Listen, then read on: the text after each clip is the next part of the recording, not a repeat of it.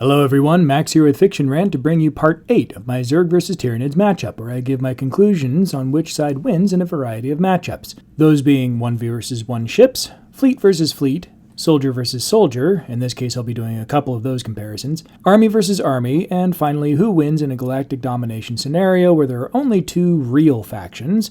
They start at opposite ends of the galaxy, and there's plenty of biomass and other resources to consume along the way.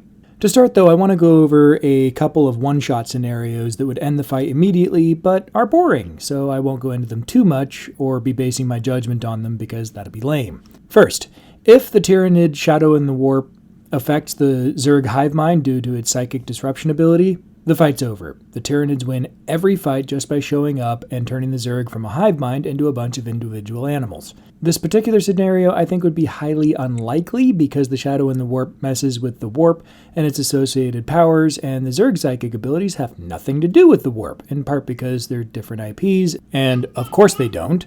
But even if the Warp existed in StarCraft, I don't think there's much cause to say that the Zerg psychic abilities are tied to it. Second, if the particular kinds of psychic communication between the Zerg and the Tyranids are actually compatible, like they can actually talk and exert control over one another, again, the Tyranids just win outright every time one of their hive fleets shows up and encounters the Zerg. Let me be clear, Tyranid brood minds aren't all that potent, all things considered. They control relative handfuls of units, and the control is more like just giving orders rather than complete puppeteering. The actual hive mind, on the other hand, is a completely different beast. At least if some of the theories that the Imperium of Man have thrown together actually hold water. The Imperium doesn't have the best intel on the Tyranids, so a lot of it is super inconsistent, and they're doing the best they can. So yeah, the actual hive mind is capable of exerting complete control over probably quadrillions of units across all hive fleets and whatever forces exist outside our galaxy. So yeah, I know that Kerrigan has increased her psychic powers pretty dramatically over the course of the games and stories, but the controlling will behind the hive mind is so unimaginably vast that if it came down to a battle of wits to take control of both sides, she just loses. No chance for Kerrigan to take on the complete hive mind of the Tyranids and win. Third, the Zerg hyper-evolutionary virus. If somehow the Zerg managed to actually adapt their hyper-evolutionary virus to target Tyranids, which the Imperium of Man has managed to do in past, but it required getting a hold of a Norn Queen, which is no small feat. Yeah, I think that would be a very effective weapon once. It would affect the current generation of Tyranids and nothing else, since every generation is adapted using lessons learned. So yeah, it could be effective, but only once. It would not be a doomsday weapon, and yeah, the Tyranids would be annoyed by it, but that's about it. Alright, on to the matchup. Starting with 1 versus 1 ships, I don't think that I'll get a lot of argument that a single Tyranid hive ship versus a single Zerg Leviathan would end one way and one way only, each time with the Leviathan being turned into biomass to feed the Tyranid hive. They're basically transport ships, they're not fighters, and they can defend themselves, but they're really just not set up for that, and they really depend on their escorts. But again, we're talking about a 1 versus 1 scenario here. Speaking of escorts, the Zerg flying units all have the ability to traverse space, and if you match any one of them against any Tyranid ship, except maybe something defenseless like a Narval, they'll get totally wrecked, because it might as well be a matchup between a Navy destroyer and some dude in a fishing boat with a pistol. Their weight classes are way too far off, and the Zerg aren't really specialized for space combat anyway. So yeah, Tyranids win all single combat space matchups. Speaking of not being adapted for space combat, the Tyranids probably win all of the space fleet matchups too. Yeah, their ships are bigger and scarier than Zerg ships. Their fleets are absurdly huge, and just like on the ground, any stuff with biomass that they manage to destroy in space just becomes more food for the hive. Heck, based on the fact that we get to see what looks like a Devourer battlecruiser just plain eating an entire Imperial ship in this clip, yeah, I'm pretty sure that even massive swarms of Mutalisks would just be basically like eating handfuls of popcorn to them. On to the more interesting matchups. 1 versus 1 soldier has a few variants. Zergling versus melee style Hormigaunt, I actually think the Zergling wins. They're not as fast, but they're bigger, do comparable amounts of clawing damage, and have that rapid regeneration ability to help them stick things out a little longer. Against ranged Hormigaunts, though, Zerglings would just get shredded. The ranged weapons are more than capable of taking out Zerglings, and with their speed advantage, the Hormigaunts would be able to stay away forever. Ranged Hormagaunts versus Hydralisk is a different matter, and I don't really have a good reference point for comparing their effective ranges, like their attack ranges, but they're totally different classes of units anyway, so I don't actually have to compare them in this. In any case, yeah, I think just based on impressions, I think a Hydralisk would be able to take out a Ranged Hormagaunt, but in terms of equal resources on each side, the Hydralisk wouldn't be facing just one. Moving on to larger units, I don't think that many people would argue that an Ultralisk could take out a Hierophant. The Hierophant is more durable, better armed, can be equipped with ranged and melee weapons simultaneously, and punishes anything that actually dares to inflict any damage on it by spewing deadly spores everywhere. Only deadly if you have to breathe, like all of the Zerg. Hierophant versus Primal Zerg is a bit of a crapshoot. Like, I'm sure that there are some larger Primal Zerg that would be able to handle a Hierophant just fine, and the Hierophant isn't really equipped for putting down something like a Tarask because they can just keep coming back over and over again. So they'll just keep coming back, and the Hierophant isn't equipped to take them down for good.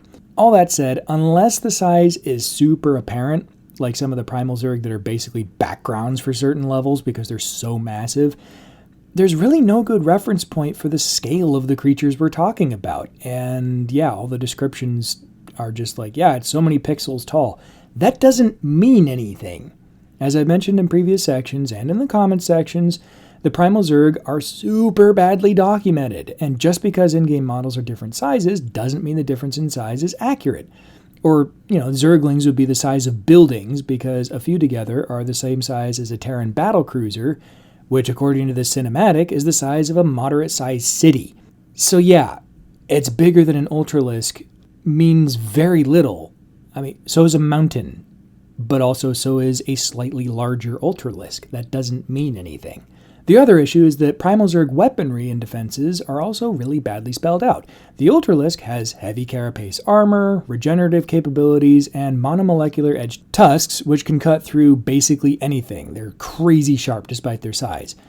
Primal Zerg are just bigger. No idea what else. Oh yeah, they can also adapt on the fly by eating stuff, but in a 1v1 they'd have to beat the Hierophant before eating it, so that a particular ability doesn't actually matter. So yeah, it's kind of like, okay, the Ultralisk has these monomolecular edged tusks, and let's, say the Tarask has even bigger tusks. Does that mean that they're also monomolecular edged? What if they're like elephant tusks and are more like bludgeoning weapons? That makes a difference, and there's simply no information about that I can find. So yeah, could Primal Zerg of a couple varieties take out a Hierophant? Probably. But they're so badly explained that it might as well be a playground argument of my daddy can beat up your daddy, and I'm trying to avoid that kind of thing. Alright, moving on. For specialty units, I think the Queen of Blades, Kerrigan, could handle pretty much any single Tyranid psychic units 1v1. She's even a detector unit in games, so lictors wouldn't be able to sneak up and assassinate her. So who wins in ground 1 versus 1 matches? Mostly Zerg. I know, I'm surprised too. Moving on to army battles, I highly recommend watching the multi-part series by Invicta regarding the true size of a Tyranid invasion, which I've linked in the description. Suffice to say, literally billions of units are sent in the first wave of a Tyranid invasion, and that's before they establish spawning pools to make, the fun stuff. This invasion is also tailored to counter whatever they happen to be facing, so the initial waves would involve a lot of Hormagaunts with ranged weapons, in this case, allowing them to easily take out Zerglings and gang up on the larger Zerg. Ultimately, though, it comes down to a numbers game. True, it's stated that billions of Zerg were called together by a psi emitter at one point, but first of all, that's not normal. And second, those billions are equivalent to just the first wave of Tyranid invaders. Even if I lowballed the estimated Tyranid numbers in that initial wave and say that only 1 million mycetic spore drop pods make it to the surface, each carrying 20 Hormagaunts, each laying 100 eggs, that's still 2 billion Hormagaunts. And again, that's if I lowball the estimate to the point of absurdity. In truth, they deploy many times that number. And again, that's just the first wave of a planetary invasion. The Zerg simply can't handle that kind of invasion. They just can't. Sure, a Hydralisk might be more than a match for even a ranged Hormagaunt, but 300 of them at the same time? Heck no. The odds are just way too stacked. In addition, over the course of a battle, Tyranids will keep rippers moving about, vacuuming up all the biomass left lying around, be it falling units, creep, trees, Zerg buildings, whatever. If it's organic, they'll vacuum it up and just chuck themselves into spawning pools to become more fuel for the Tyranid war machine. Now, this has already come up, and I can hear the objection coming up again that creep is nigh indestructible. Well, for one thing, it's not. And even if it was, it recedes on its own if you destroy the structures sustaining it. So all the Tyranids need to do is just blow up a few structures to have access to all that wonderfully prepackaged food. Even on the airborne front, sure, the Zerg have swarms of Mutalisks, Corruptors, Bane, all their evolutions, all that kind of stuff. But the Tyranids have their own flying units, including Hive Crones, Harpies, and their own swarms of Gargoyles, which are basically flying Hormigons. Again, in far larger numbers than their Zerg opponents. It's possible that Kerrigan or some other powerfully psychic Zerg unit would be able to inflict a bunch of damage upon the Tyranid invaders, but they've handled the psychics before, the Tyranids have, and even Kerrigan can't survive being swarmed by literally thousands of disposable units, while things like Lictors and Hive Tyrants use their own psychic abilities to attack her. This would also probably be an incredibly unwise decision of Kerrigan to draw such attention to herself, since if she's taken out, the Zerg hive mind just lost its head, and suddenly is reduced to a bunch of much less coordinated cells controlled by lesser queens, which then become targets themselves, ultimately reducing the Zerg to a bunch of easily destroyed independent animals. Yeah, the Zerg don't stand a chance against a full Tyranid invasion. The only way that they could possibly win is if they pulled all of their resources from every world they've got to try to stop that one invasion.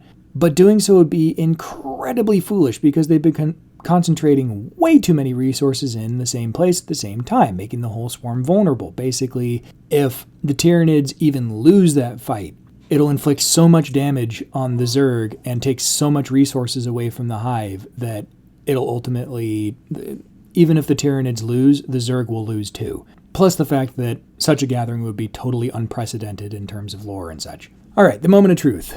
Which side wins in a galactic conquest scenario? It feels odd to say, given how much I just harped on about how the Zerg can't take the Tyranids in an army battle, but I think the Zerg actually win a galactic conquest scenario, though there's one major caveat. Due to their faster than light travel, which is way faster than Tyranid faster than light travel, in the time it took the Tyranids to take and consume just a handful of worlds, each taking years of travel time and several months of harvesting, the Zerg would be able to take and colonize thousands or even millions of worlds. Remember, in this scenario, neither side has contested expansion except by each other, so there's no Imperium of Man holding back the Tyranids or Terrans holding back the Zerg. It's just food and minerals and such everywhere. So, yeah, here's how I see this playing out. Both sides begin spreading across the galaxy toward each other. The Zerg establish colony after colony, and the Tyranids start splitting off multiple hive fleets because there's abundant resources for everybody to enjoy. Some years later, a Zerg expedition fleet happens to cross paths with the Tyranids and is totally wiped out and turned into Tyranid food. Either by calling for help, but being blocked by the Shadow and the Warp, if that happens to work, or through a scout that's able to check on, what the heck happened to that expedition fleet. They'll quickly learn of the vast hive fleets before returning to friendly Zerg space and warning them of the danger. Further scouts would be able to easily discover everywhere that the Tyranids have already been, and they'll find that if the Tyranids have been there, other life just ceases to exist, so they're a massive threat to the Zerg. So what did the Zerg do? Well, they're not dumb. Sure, they've probably got a few thousand to million years before the Tyranids managed to actually totally wipe them out, but that inexorable tide of Tyranids is just plain unstoppable. Well, not being dumb, the Zerg don't fight the Tyranids. If they want to go the passive route, they can just load up their ships when the Tyranids show up and just warp away faster than the Tyranids can move to catch them. Or if the Shadow and the Warp actually works on Zerg Warp, preventing them from doing that and getting away, they can just take a page out of Russian traditional strategy and just begin scorched earth tactics and just start intentionally wiping out all the biomass they can get their hands on every planet that happens to be in the path of a hive fleet, which will destroy most. They don't have to get it all, but if you get even 90% of the biomatter on every world that you pass, this hive fleets will just starve to death. They still have to, fuel the metabolism and stuff. And if you deprive them of food long enough, they just starve. Yeah, the Zerg can win by just not fighting. But I did mention that there's huge caveat. Well, That is, if the Tyranids somehow manage to actually figure out how to warp like the Zerg do as a result of their first encounter, it's just over. The one weakness of the Tyranids is their glacially slow faster-than-light travel. Let me remind you, the way that they travel is they create this gravity corridor between planets or stars or whatever, and that particular bit of travel is pretty quick.